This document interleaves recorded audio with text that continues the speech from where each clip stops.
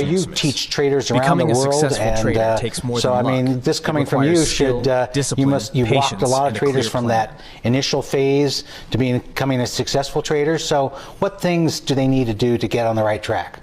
Well, I think there's a few basic things that are kind of critical for anyone who wants to expose their markets and expose their money to the markets and control that exposure. One is to truly treat it as a business. We oftentimes hear that, but what does that mean? It means to have a very specific, logical process that you're going to use to expose your money to the market.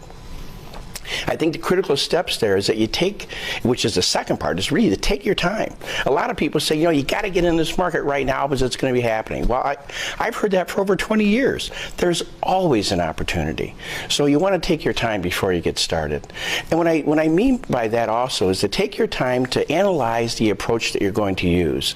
Look at how it reacts to the markets that you're interested in. And that really brings me to the third area. Pick a market or a sector or a futures market that you find of interest, one that sparks your interest in the market.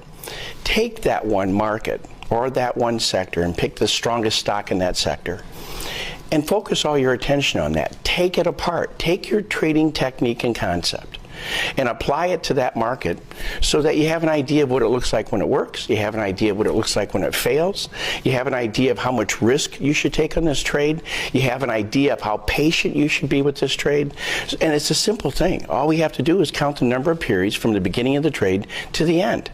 So in a clean trade, if you and I know this trade may last 2 weeks, well then we know if we're going beyond 2 weeks and this hasn't done anything, again, we're probably in a hope trade and it's probably not going to work well for us. So we want to understand how patient we should be with the trades. Oftentimes I see traders getting into a trade, waiting for something to happen. It doesn't happen, then they get out, and then for sure when they do that, it's going to happen. It's going to be in their favor. But one of the reasons why they have a tendency to do that is they're not sure how much time to give that trade. So whether we're talking about a day trade or a longer term trade, the other aspect of that is that we don't want to ask something from the market that the market can't give us.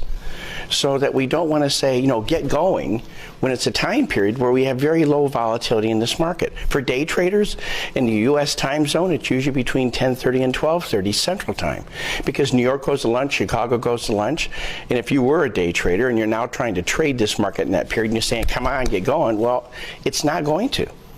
So we don't want to ask something from the market can't give us, and we don't want to ask something from our trading strategy that our trading strategy can't give us.